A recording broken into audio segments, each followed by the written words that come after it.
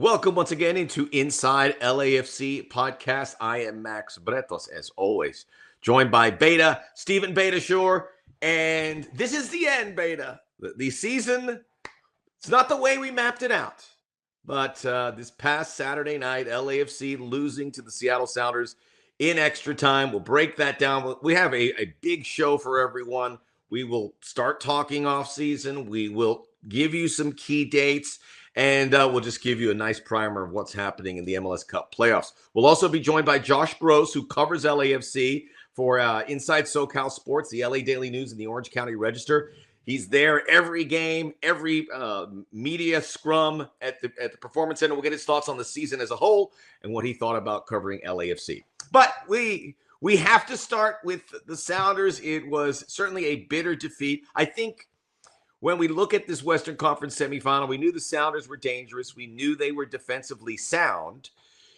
In the end, it was like 25 some shots, and LAFC weren't able to break through. They actually had the lead. It got away. Certainly, they will be feeling like they should have won this game. But, coulda, shoulda, woulda at this point. Yeah, unfortunately, it is. It's one of those games where a lot of domination, not pure domination, but a lot of domination, a ton of shots. And it gave me flashbacks of my Toronto FC days against Stephen Fry in 2016 in the MLS Cup final, where this guy is just making some ridiculous saves. And I just kept getting flashbacks like, oh no, is this going to be one of those days where LAFC just can't put the ball in the net and somehow they're going to get a lucky bounce or lucky goal or penalties and they're going to win this? Is this really going to be one of those days? And unfortunately, it was. I think a couple of the guys wish they had better games from LAFC. But, at the end of the day, it's one game. And unfortunately, this is the playoffs for you. And now you're done. Now the offseason begins. And we'll get into that. Look, it was first half scoreless. It was a tough half to watch. You could see Seattle was putting their stamp on the game. They got their style down, which is maybe it's a bit cliche, but you felt that. And we talked about beating a team 5 times. It's very difficult. Although LAFC played well enough to do it, they got some good chances. And again, Stephen Fry made 2 or 3 great saves. He made 4 or 5 good saves. But I think LAFC probably wish they had some better chances. It was Denny Bouanga and Matty Bogusz, they worked their tail off. And I got to tell you about Denny. I mean, you talk about a guy who put a lot of mileage on. This guy coming back from international dude, just if you look at the metrics, it's insane. He plays every game. He plays 90 minutes or 120 minutes.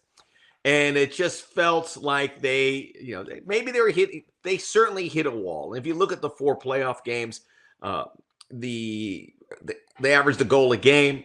Probably need to score more goals if you want to go any further. That said, LAFC, even if they get by here, did they have what it was required to win an MLS Cup? Probably not. But in a game which was defensively sound, they held their side of the bargain. It was just that Jordan Morris goal that got in that separated them. Otherwise, we'd have had penalties, and who knows what would have happened there. But your money is with Stephen Fry, as hot as he is, probably would have had a say in that too.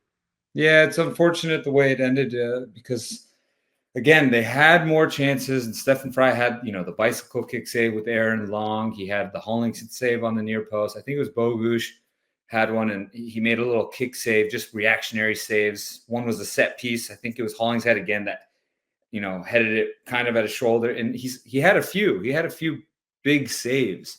And anytime something like that happens, I've been part of the other team where it's just like, man, it's just not our day. And I felt that. I sensed that as a fan watching. I'm like, God, this doesn't feel like it's going to be our day. And unfortunately that was the case. But, some of the guys that I don't want to put, there's no blame on any of the guys. Look, they all gave their heart and soul to it. Some of the guys looked a little bit gassed at the end. Like, man, it's a weird game. Like all the schedules. Yeah. The international duty, you don't know. I mean, because Christian Oliveira got off a plane the Thursday. There's no excuses here because Seattle didn't have Nuhu, didn't have Paul Rothrock. But it's just, it's so much to overcome. We know about the Maxime Chanot own goal. You can be upset about that. If he doesn't score it, LAFC probably wins it. But Maxime Chanot is a big reason why you're here. Olivier Giroud not getting the chances up front. It's just hasn't quite fit for him. Hopefully he has a great offseason and things click into place. They very well might, because he's a player of a very high level. It's just little things that didn't fall there. I wanted to mention Aaron Long was phenomenal. Mm-hmm. And if he hits that bicycle kick, this is one of the great performances in MLS Cup playoffs. It didn't happen, but he was incredibly locked in. But they went down as a team. They went together, and it just wasn't their night. I felt so bad for Chanot with that own goal, because moments before that, he had the goal line clearance actually to save a goal. And so I'm watching with some family members and some friends, and, they're all talking about the own goal. I'm like, did you guys just forget a few seconds ago he saved the ball off the line? And everyone's, very short-minded. What did you do for me recently? What did you do for me right now? And I feel bad for him, because I'm like, I'd rather not have saved that goal, but not also scored a goal against us. And it sucks to say that, but it's the truth. Oh, I felt bad for him. Poor guy. Well, look, at the end of the day, the MLS Cup playoffs, this edition is as crazy as it's ever been.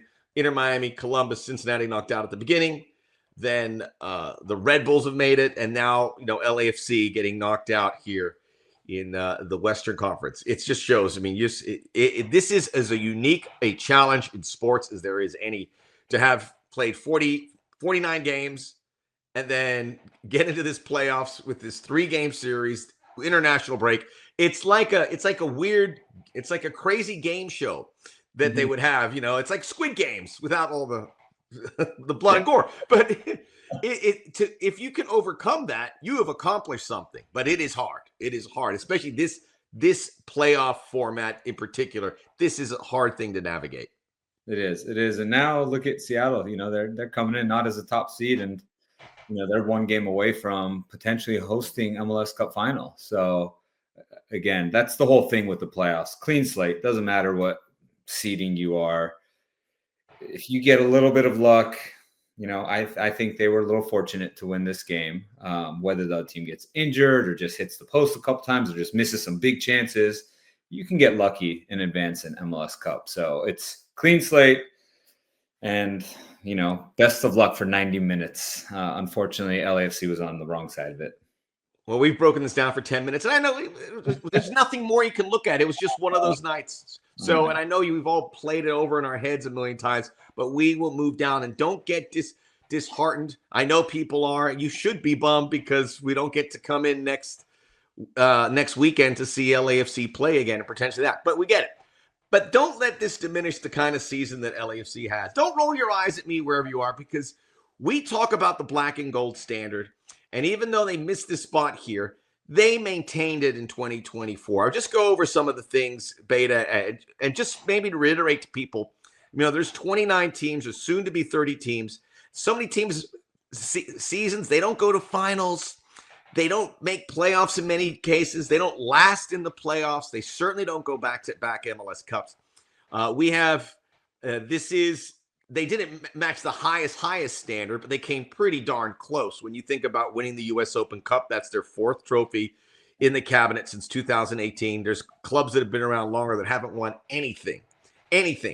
So you make the League's Cup final. And I was at Level Up at the stadium for a watch party. That place had 1,000 people in there over the weekend, getting all excited. We get to watch it where everyone else is doing something else.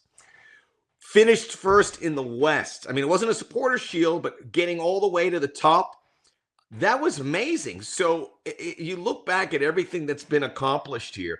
This is, by any definition, a highly successful season. Maybe we're spoiled. We are spoiled, but this was a very good 2024.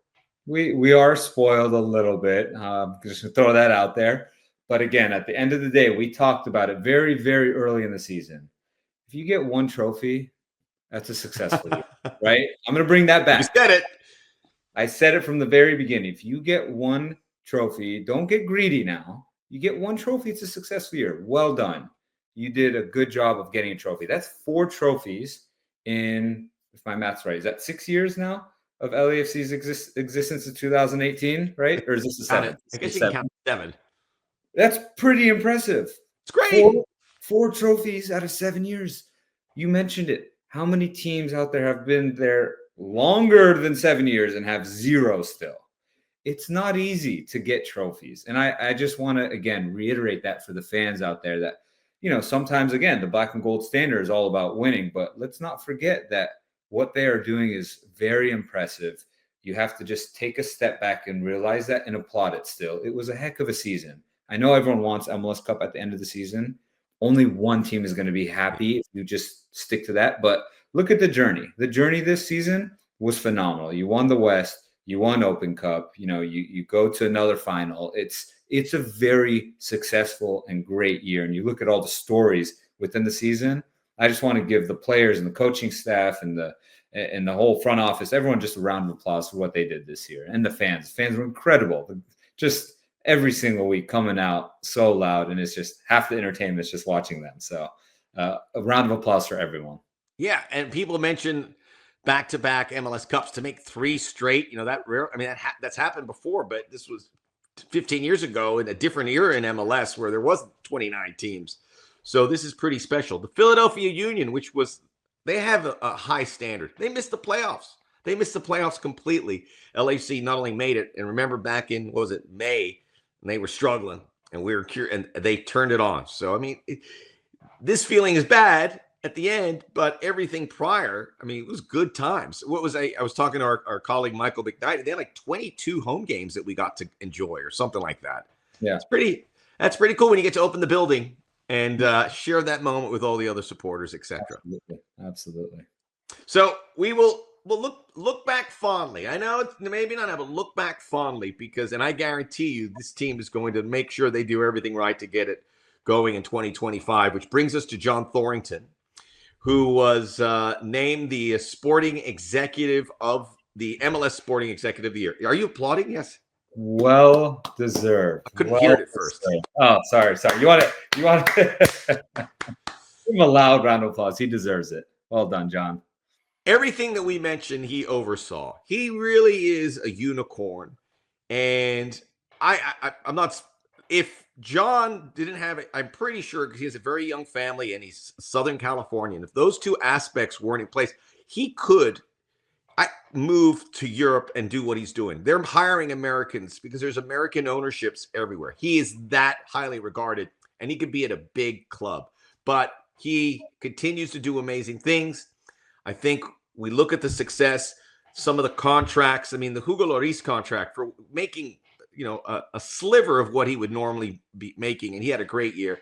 He gets him in here. Olivier Giroud, even though he didn't hit those expectations, he's here. That's a high-profile signing. David Martinez, the best teenage prospect. I mean, we hope to see more of him in 2025. That's a signing. The academy, LAFC 2, went from not making the playoffs to finishing 5th in the West, making the playoffs. So, I mean, this is a large responsibility. I mean, there's always room for improvement, but there's nobody doing what he does. And I people think that LAFC on the outside have this crazy payroll. They don't. They are very crafty with how they spend on players, and they get it through. They leverage LA. He knows it. People want to come here, but they're in the middle of the pack on the salary cap. So everything he has done with, some restrictions. I think, and he's been so good that people think that he's spending money willy-nilly. It's not the case. This guy is pretty remarkable, and it's awesome that we have him here with our club. I feel safer with him in charge, obviously.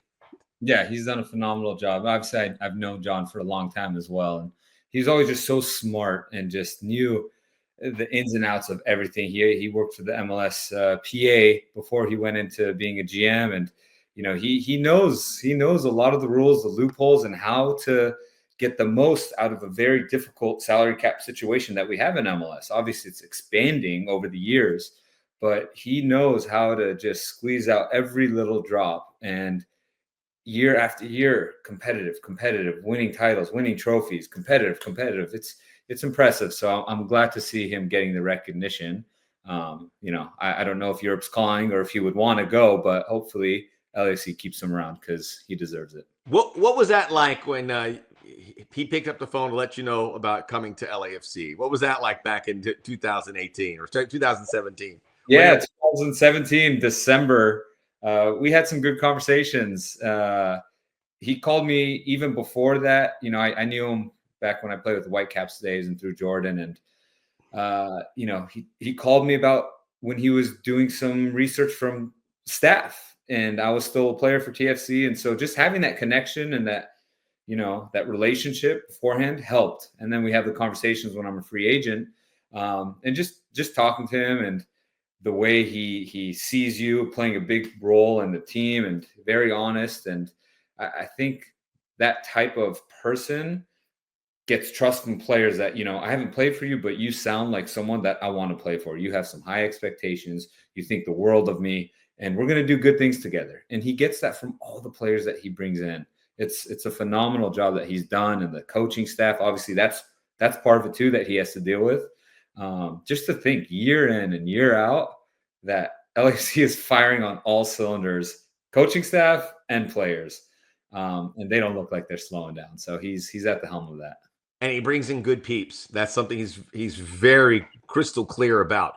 Yeah. Were you surprised knowing him in your playing days that this was something you thought he would do? Did you see that, or did you get that impression back in the day? Yeah, it's tough to tell what people are going to do. You know, when you're playing, you just see each other as like players. There's some players that you're like, oh, you're going to be a coach. Like you can see that, but to be a GM or, you know, a different role, it's tough to see, especially if you don't talk about it. Like, you know what, I want to be a GM. You know, I think 3 friends, John Thorrington, Jason Hernandez at TFC, and Chris Leach at San Jose Earthquakes that, you know, I played with or against, and they're GMs now. I don't think any of them I could be like, oh, I thought you were going to be a GM one day. But I think they're all doing very, very good jobs in their respective roles. And I think they're enjoying it. And that's the most important thing. I think it's a good point you make, because we're still in the infancy of MLS and players going on to be coaches or broadcasters or referees. I don't know. Yeah. But being executives is all very new. I mean, Tim Bezpachenko, who was with the Crew, and now he's with the group which escapes me, but he oversees Bournemouth in England, among other clubs. You know, had American roots, and now these guys come out. They go to law school, and they know this is a job that could be offered, and MLS affords them, and then it could be a launching pad to bigger things. So this is all very new, and John's at the beginning of it. Of a guy, there's going to be more guys that retire and say, I want to do this, but it's hard. I think John will tell you that. Yeah, it is difficult. Obviously, he knows the game, but you have to have a certain amount of intelligence to do what he does. And if you speak to John, you realize why he's so good at his job. He's just a smart person. And you nailed it on the head earlier when you said he brings in good people. He also has a sense. He played the game, and he has a sense of good people, guys that will, you know, represent the badge the correct way. It's not just about talent as far as players go. If you're not a good person, he knows that it can ruin the kind of culture that LAFC has built. And so he doesn't even bother with those guys, which is, again, why I speak so highly of them. It's a tough business. And if you see NFL Hard Knocks, and you see when people, you know, we watch it, see those conversations between coaches about being, you know, releasing players. And, you know, he's right now beginning that process. You know, this team is going to look different next year, and he has to talk to guys about it. That's the thing I would never want to do, but he has to. He's created a relationship, but he has to have tough conversations. So that's what's happening. And it's a bigger part here, Beta, because the offseason begins, and John Thorrington's going to be smack dab in the middle. We'll talk more down the road about personnel and so forth, but there are a lot of levers in place here that LAFC will be involved in a small way or a larger way. I'm going to go through some of the dates. They will come in fast. We're back in the Concacaf Champions Cup. The draw is December the 10th. So the last time, 2 years ago, we started in Costa Rica. The year before was Leon. We'll find out what we're going to get drawn. There'll be a fun road trip. Everyone can go. Beta's going to come along, and he's going to pay for everyone's dinner. So that's on the 10th. The expansion draft is December the 11th. So San Diego, FC San Diego's coming in, and you can protect 12 or 14 players. I don't know the exact, and they're going to make 5 picks. You might lose a player, you might not. So have you been involved in those expansion drafts? When you get informed whether you're on the list or you're not on the list? Yeah, it's interesting. You would think it's just plain and simple. So I don't know what it is now, but it used to be you can protect 11 players. I think they've upped it a little bit, but you used to protect 11, and it was pretty simple, like your starters, right? You just protect the starters. But now with all these rules and in TAM and homegrowns, it's changed. So now there's a little strategy, like, okay, well, they can't take this guy, so we can leave him unprotected, and this guy's a free agent, so we shouldn't protect him because he can leave regardless. So there's some strategy now. So for myself, I have been part of it. I think I want to say 5 times. Well, there should be a stat. See who's been in the most expansion drafts. I wonder if you're near the top of the list there, Beta. Well, not that I left, but I just there was a lot of expansion too. There was a lot of expansion, and so yeah, I think when I was younger, coming from San Jose, they protected me. Vancouver, I think they protected me. Toronto, once I started getting around 30, I don't know if they protected me, and then LAFC, they didn't. So again, younger, you're this asset that has incredible potential, and we can sell you for all this money. And then when you get older, like, you're getting older anyways. So that's how it usually went, at least for me. I believe the expansion draft for LAFC, they got Tyler Miller in there, and they got Latif Blessing. They traded for him. So they added some pieces so you know what it is. And sometimes they'll leave the big stars unprotected that make a lot of money because they know these guys don't want to start their new club, for lack of a better word, burdened with a guy who's making whatever, $4 or $5 million. So those guys aren't going to get selected. So it is, as you said, it's a very cultivated experience there in the expansion draft. So we'll know that. The Super Draft is December the 20th. So we know LAFC hasn't really made a lot of moves in the draft year one when they had João Moutinho and Tristan Blackman, who's still with the Vancouver Whitecaps. Where were you drafted? Remember your pick? Yeah, I was 30th overall, second round to the Earthquakes. Yeah. It must have really liked you. 2 picks behind my good friend Justin Morrow, who at the time, he was the 28th pick. I was like, I thought that was going to be me. I was, damn, who is this Justin Morrow guy? It turns out he's, one of my very good friends even after our playing days. So we had a lot of years together, 6 years together after we got drafted, 2 picks apart. So who knows? Maybe there's some good talent there. I remember this is years ago. Clint Dempsey was like the 45th pick. He was like a junior at Furman. He went to the Revs and turned out to be one of our greatest players ever. Wanda was in the supplemental draft, so it's after the super draft, right? So he wasn't even drafted in your regular rounds, and he's the all-time leading goal scorer. So you never know. Drafts are pretty cool. Look at what's his name, McGuire out of Orlando. He's doing a phenomenal job. So draft picks again. There's some diamonds in the rough. You just gotta.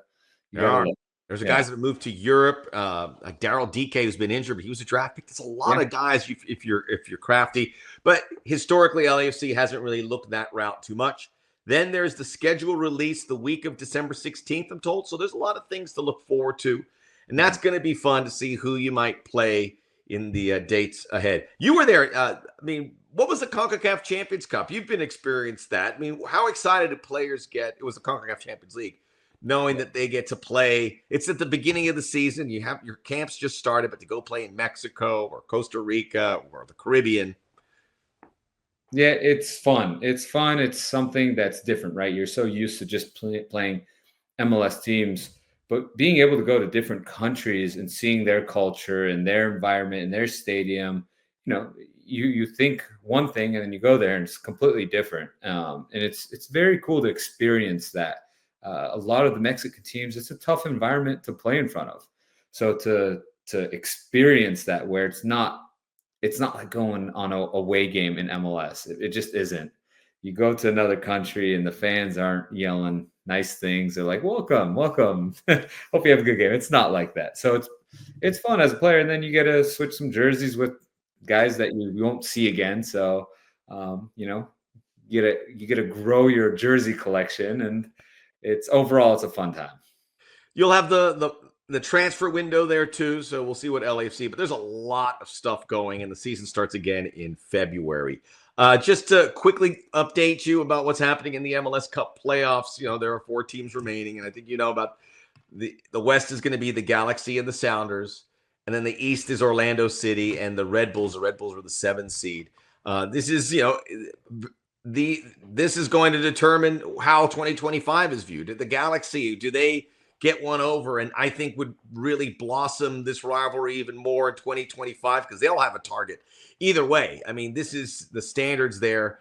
The Galaxy will be favored, I'm certainly across the board because they've scored so many goals. And maybe, Orlando City. And who knows? Or the Sounders could do another defensive jam. I wouldn't rule it past them.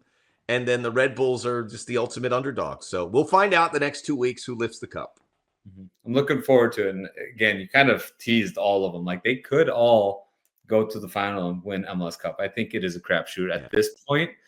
I don't know if there's a clear favorite. So yeah, I think the Galaxy are the favorite. But this tournament, you don't want to be the favorite. Yeah, exactly.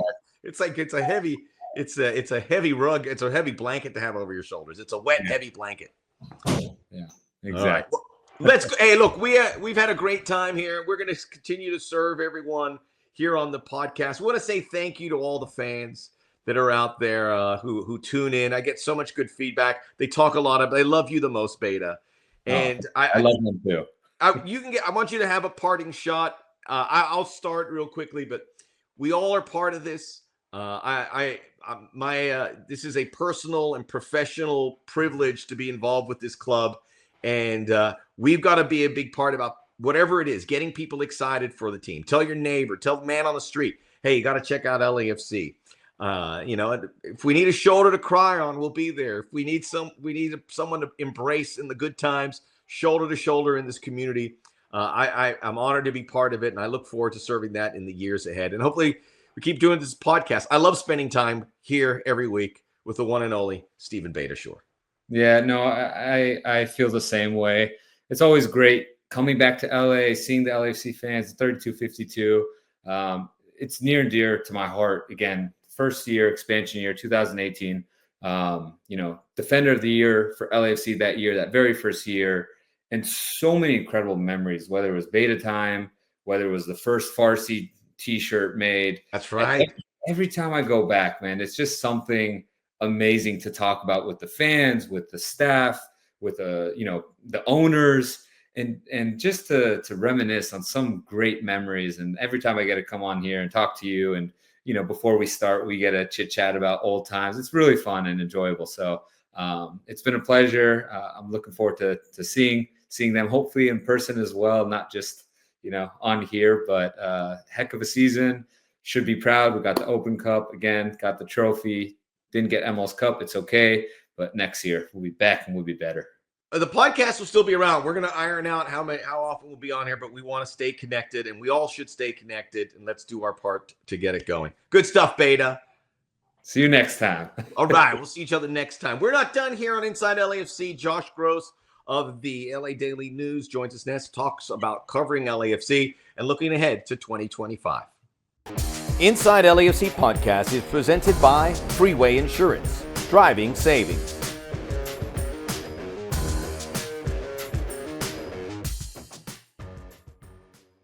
Welcome back to Inside LAFC podcast. We are joined by a gentleman you probably see a fair bit around BMO Stadium and covering LAFC, Josh Gross, who's with the Inside SoCal Sports Group, writing for the LA Daily News, and sometimes with the OC Register. Is that correct? Your stories can expand throughout SoCal?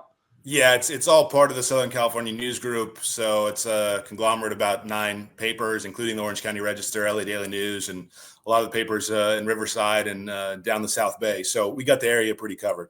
That's excellent. And I should mention the author of many excellent books, including one of my favorites. If you want some nice light reading. Just the one, Max. It's just the one? Just the one book so far, yeah, but I appreciate it. Well, it's what was the title? It's about the Muhammad Ali Antonio Inoki fight, the super fight in Japan where a boxer met a wrestler, and now we're seeing that kind of stuff all the time. So we're into 2024. The combat sports scene, Josh Gross is known very well. Yeah, that's where I got my start covering sports in the combat sports space, especially mixed martial arts. And as you referenced, so you had me on SportsCenter back in the day talking about the book. So you're my biggest advocate on this one. Check it out. It's a good read. Ali versus Inoki. It's a really, I think, important fight in the sort of the history of what we know as combat sports, especially the modern game today and the wake of the Jake Pauls and the Mike Tyson's fights. It was actually much more important than that one turned out to be, but similar vein. There you go. So if that intrigued you, let's go back in history. You can see where it all began. I want to talk about LAFC, but just kind of the coverage of soccer, because we talented writers like yourself, we need the storytellers. How have you seen how papers, publications cover the sport in MLS, and how it is progressing so that we have more folks like yourself, Kevin Baxter, et cetera, covering the sport, covering the league, covering the teams in LA? Yeah, I think we'd all like to see more coverage. The state of the sports media business has always been in upheaval, and is certainly so in the newspaper space. I think you can probably count the national soccer writers that are out there, maybe on one hand, no more than two, which is a shame. Guys like Kevin Baxter, obviously Stephen Goff for the Washington Post. There's a few others, but not enough. I do think that the space, since I was introduced to it in 2018, really is when I started first paying attention, because that's when I started writing about LAFC and MLS. It was always interesting to me because it felt like so much of it was sort of like internalized media. The media was created around the teams or the clubs, or the league itself was creating most of the media content. I've noticed that I think that's maybe shifting a bit, growing a bit. The interest in soccer in the U.S. continues to expand. I'm not sure that anyone's ever had that like aha moment where everything just clicked, but the trajectory is headed the right direction.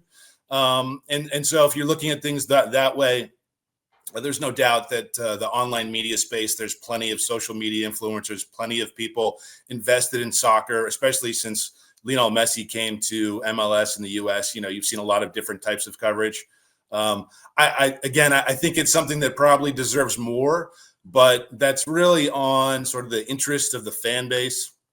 Are they willing to digest the information if it's there? Do they want to read these stories? I think in some cases you see that's true, but in other cases we're like, well, readership could be better. We'd want more people to be invested in this. And so I just think it's sort of the natural trajectory of what needs to happen. Soccer's a massive business around the world.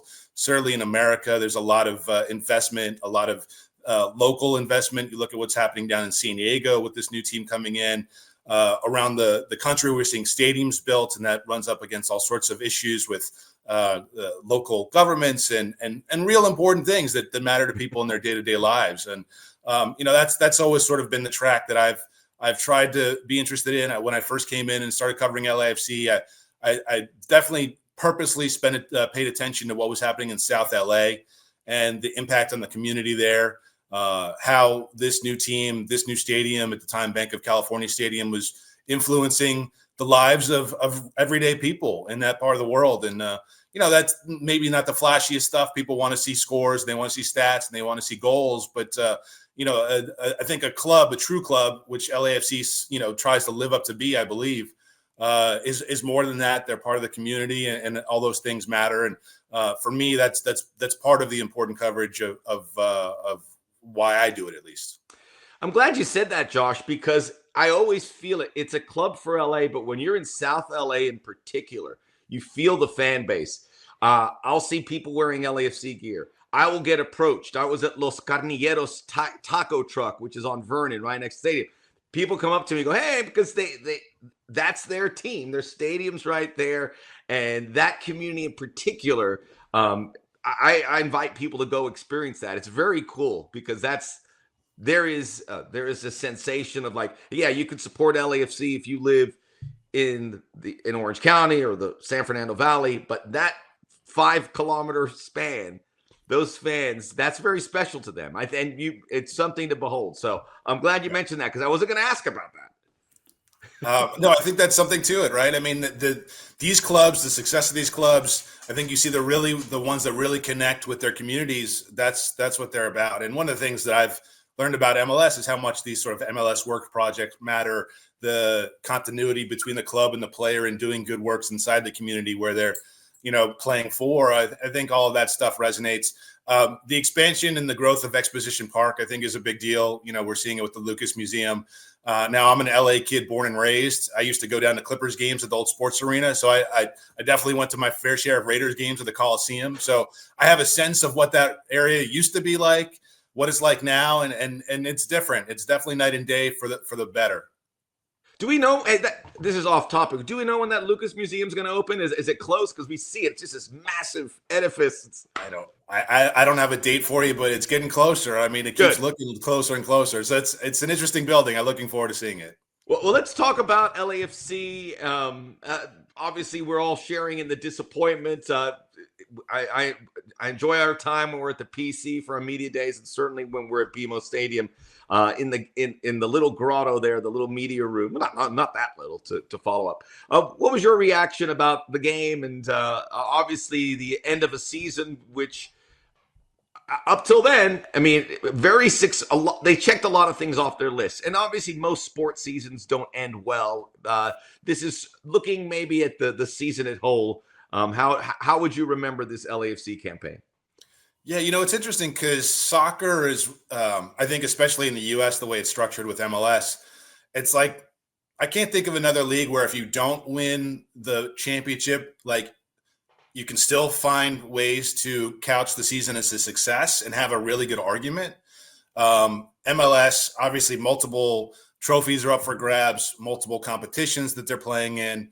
I don't think most people measure whether a season was good or bad solely on whether you win MLS Cup, right? I mean, I do think that people place a higher value on MLS Cup for good reason. American sports have playoffs, and we think that tournament matters more than what you do in the regular season. And the best of the best participate in that tournament, apparently, based on merit, right? I mean, that's just how it works. And so we say, yeah, if you win that trophy, you're the best. But the fact of the matter is LAFC made it to 2 finals, a year after making it to 3 finals. They won one this year, the U.S. Open Cup for the first time. I think that has value. That certainly seemed to matter to the team and the players and the club and the people who were at BMO Stadium that night. So, that's significant.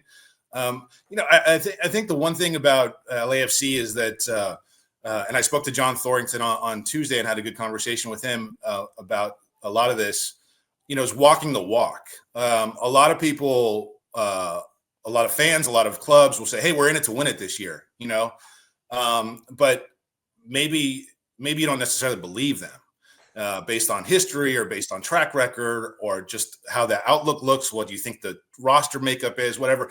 But I don't think that you can look to too many LAFC seasons, maybe outside of 2021, which is the only time they didn't make the playoffs, and feel like they didn't have a chance to do something big. And certainly throughout 2024, it was like a chance to do something big around every corner. I think the expectations are so high, deservedly so, and that's something that they've asked for as a club. Like, we want these expectations. We want to be thought of in these terms. That when you don't win MLS Cup, and especially you lose and you have home field advantage, it's going to feel like the season wasn't a success. But defining success is tricky. And Steve Cherundolo has his own metrics for it. John Thorrington has his own metrics for it. And the fans will have their own way of looking at it. So I think it's hard to say a team that bowed out at home with home field advantage had a successful season. But based on everything else they did, again, playing 50 games, setting a record for just sort of the output and the expectations on the athletes and the number of minutes they had to play, competitive in basically every tournament that they participated in. It was a good year for LAFC, and they earned things. They're in Champions Cup in 2025. They did that because they earned it. So I think there's a lot to look forward to in next season based on the results of 2024. And to me, I think overall it has to be a season where maybe didn't get to the top of the mountain, but certainly had a good time getting there to where you finished.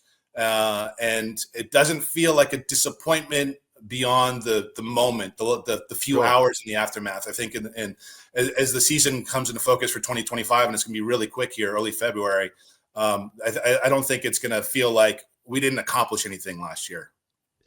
I love the walk the walk analogy because it's true. Some clubs say we're going to do well. You're like, how well? But LAFC, we're going for the biggest challenges, the biggest trophies. We're going for whatever's on the table. Every game matters. You mentioned John Thorrington, and now this offseason begins. And covering the offseason, we've done it so many times. I mean, some clubs, it's pretty quiet, but here the anticipation is you'll hear some big names. But when you think of the job John Thorrington does, and now with this offseason, what is that anticipation for LAFC as they prepare after a season where they didn't hit all their targets, right, where they will obviously do their best to try and to finish that job in the year that comes? Yeah, look, I think there's no going small. Every year sort of upping the ante, right? And we saw that with acquisitions prior to the season, then mid-season in the summer window, certainly with Olivier Giroud. That's a massive name in the international football scene. And you bring someone like that in and you have high expectations. I think looking at the offseason, there are plenty of free agent questions and option pickup questions. It sounds like that the LAFC is very happy with the production and the capability of the back line, and they want to keep as many of those players around as possible, including free agents Jesus Murillo and Aaron Long. Eddie Segura is another guy who's got an option who could be returning. It sounds like as a potential. Certainly, I think if you look at the way LAFC defended, there's a lot of reason to feel like good about that part of the team. The midfield, I think many, many more questions. You have free agents. Ilie Sanchez was a major factor since 2022. I think you saw him fall out of favor, did not get the minutes really towards the end of the season. And as good a character guy as Ilie Sanchez is, it's hard to imagine losing a player like that. He left Kansas City, a longer run with Kansas City. And to see him potentially leave LAFC, I think a lot of people will feel like, oh, wow, like that's a huge character guy. But it's the nature of the business too. I mean, it's 100% the nature of the business, but it's also, I think, his character. It wasn't a new thing for LAFC, right? That was an important dynamic. That sort of the good guy, the non-a-hole is how LAFC, like, we don't, there's only one rule, is no a-holes. And I think if you look at the players they brought in, Ilie was certainly endemic of that, right? I mean, there was no question that he was a good guy. And that was sort of the thing that you saw first, and obviously the great football skills that he brought in the important moments. This is the man who scored the goal to win the MLS Cup in PKs, and he did many other great things. So, if he doesn't return, if Lewis O'Brien isn't brought back from his loan, and that's a big question mark, because if he does, I think he'd probably have to be a designated player based on the financial figures. If Eduardo Atuesta doesn't come back on loan, you're looking at some serious questions in the midfield that'll have to be addressed. And I think that's the number one concern in the offseason. And in the attack, I mean, you have plenty of options, but the question is outbound players. Like, does Matty Bogusz leave? Does Kike Oliveira leave? If he does, then if they do, then you're looking at having to shore that part of the field up. And you're definitely going to have to look for more production from Olivier Giroud, who did not perform in MLS competition, had 2 goals in the finals. But I think by most people's expectations and measurements, he fell short of what a player of that stature should have delivered, at least from an output perspective, right? I mean, just from raw stats, he didn't do it. And Steve Cherundolo was pretty clear. He said, the European players who come in during the summer window for MLS tend to have a tough time. And I, from what I've seen over the course of covering LAFC, I think there's a lot of truth to that. So giving Giroud a full preseason, giving him some time off here, unfortunately for LAFC people, a couple more weeks than they would have liked. I think everybody's hoping that Olivier is more productive. But again, it was a bit of a departure. Playing with that true 9, that true striker, that big target in the middle was not necessarily LAFC's MO since 2018. So it's a bit different. But we've seen, if anything, from Steve Cherundolo, it's his willingness to change formation, change personnel, experiment, find ways to play the same game. And, I think all of those things will come into play as they look at the offseason, bringing players back or bringing players in. But the bottom line, Max, is the expectations that have been set and delivered upon by LAFC mean that people are going to have really high hopes. Obviously, Antoine Griezmann's name's been kicked around a million times, and people are expecting it to happen. Will it happen in this window? Thorrington didn't rule it out when I asked him that. So that doesn't guarantee anything, but it just means that the ceiling and the expectations are where they are, which is very high. And people should feel that as we move into the offseason. That's very exciting. And to make that point about Olivier Giroud, I've seen it firsthand. Some guys, you go, it would be unfair to give a guy a 3-month window and say, okay, it's not working. It's certainly click into place. It may not, but as you said, a preseason acclimating with you and your family, very far away from everything you're familiar with, it's certainly possible. And I think LAFC is confident that it will click into place. Covering this team, some favorite stories, some interesting stories that stood out. I know we shared that one about Marlon and about his trek, but I mean, this is a really interesting player base. And I know as a writer, you're looking for those nuggets. You're like, okay, there it is. Did you have what were some of those moments covering it here in 2024? Yeah, well, you mentioned the Marlon story, and that's certainly one of them. I think anybody who was in Ukraine the day that Russia invaded is going to have their own personal story, and it's going to be harrowing. And his certainly was. And then you add the fact that he's a professional soccer player surrounded by other professional soccer players, and he ends up in Los Angeles several years later. That was one that I was interested to write about.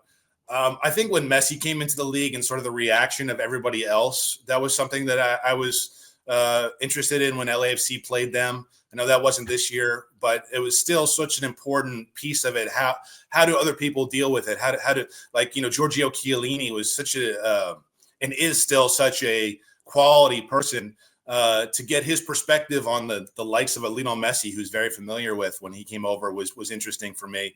I think you find great stories pretty much in every corner if you're looking close enough. And LAFC had plenty of them. One thing that really is interesting for me and is Steve Cherundolo, because he doesn't give a lot. And you're coming off of a guy like Bob Bradley, who was just like so sort of, he could expound on anything, and he was almost like Professor Bob, like your teacher in some ways. And he certainly was for me, because I was learning a lot about covering soccer and being around the game during those early years with Bob. And his, I think, personality is bigger and louder than Steve's is, but Steve is also really interesting to cover because he's not so obvious, and so you have to peel away the layers sometimes to get to him. And I think we've seen that. He's probably funnier than he lets on. He's certainly more competitive, I think, than he shows us. And while he defers and says, these sorts of things of like, well, what I do doesn't matter, it's just up to the players. I don't believe him. I don't think anyone should really believe him when he says that stuff, because it just doesn't make sense. But I can understand where he's coming from. So again, it's just a collection of people coming together who really want to do right. The number of jerks that I've encountered through LAFC, less than 5 on a finger I can think of. People who weren't equipped, maybe a little bit too young, but along the way over these 7 years now, we've seen some of the profile of player come in change, some of the sort of experience level of some players come in change, and the ones who have handled it have really, I think, flourished and offered themselves and been willing to share, I think, their stories. I've not encountered too many people.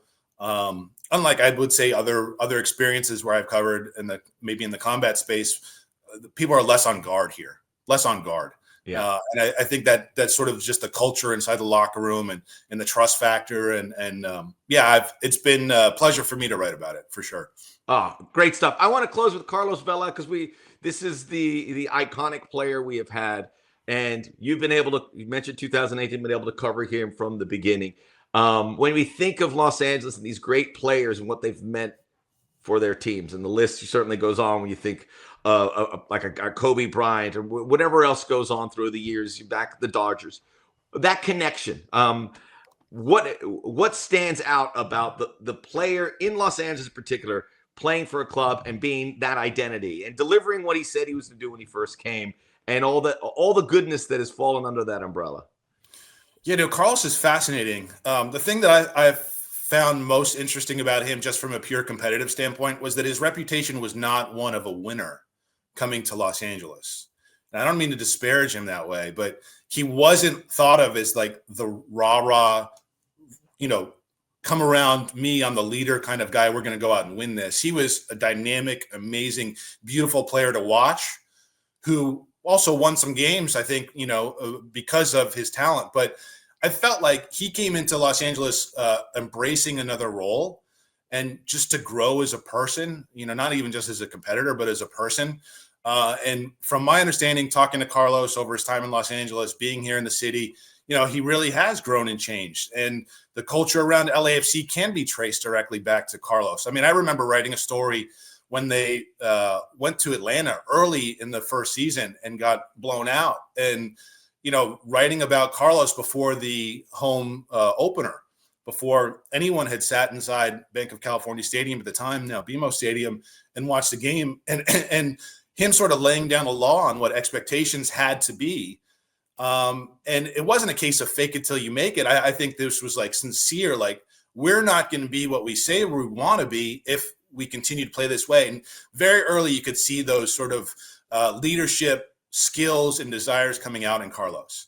And that was a constant trend all the way through, I think, until this season, 2024, when he wasn't around, and you would hear these things like, we're sort of missing that leadership presence. It's one of the reasons why Hugo Lloris was brought in, or Olivier Giroud was brought in, to sort of boost up something that I think people had maybe taken for granted because of Carlos's presence and the culture that he had helped build there. And obviously, there were bumps along the way. There were moments where they didn't win. I think of 2018 against Real Salt Lake, and then 2019 against Seattle. And it felt like, oh, maybe, Carlos isn't the winner and maybe he's not the guy. But then things came together, and 2022 was sort of a magical season. And obviously, his individual season in 2019 was historic for Major League Soccer. So I think he leaves a legacy that will be remembered in the club. If he's not the first statue outside BMO Stadium, I think that's insane. So I don't know anything. But the Galaxy have a bunch of statues outside of their stadium down there in Carson, and I can't imagine not seeing a Carlos Vela statue outside BMO at some point soon. That's how much he's meant to the club. I wasn't on my bingo card, but now something to look forward to amongst all the other things. Yeah, I don't have any say in that, but if anyone's listening and we get a statue, Max, you can tell me, we can pat me on the shoulder one day and say, hey, maybe you did that. But I know Carlos actually did that. I didn't do a thing. So he deserves that accolade, and I hope he gets it. Consider done. Josh, it's amazing. And you can see the time you spent with the club in this conversation, and it's an invaluable asset for us that we can lean into, because we need all the voices we can get. Thank you for what you do. And we look forward to doing it again in 2025. Max, always a pleasure talking to you, man. We've known each other for a long time, and best of success to you, and see you soon. Say hi to Josh when you see him at the stadium, and inside SoCal Sports, LA Daily News, and the OC Register, and all throughout Los Angeles, or all throughout Southern California. That brings an end to Inside LAFC podcast. Make sure you rate, review, download, subscribe. We'll be around to continue to coverage the offseason, all the great things that lie ahead. Keep your head up. Lots of good, exciting things for LAFC in the future. We'll see you soon.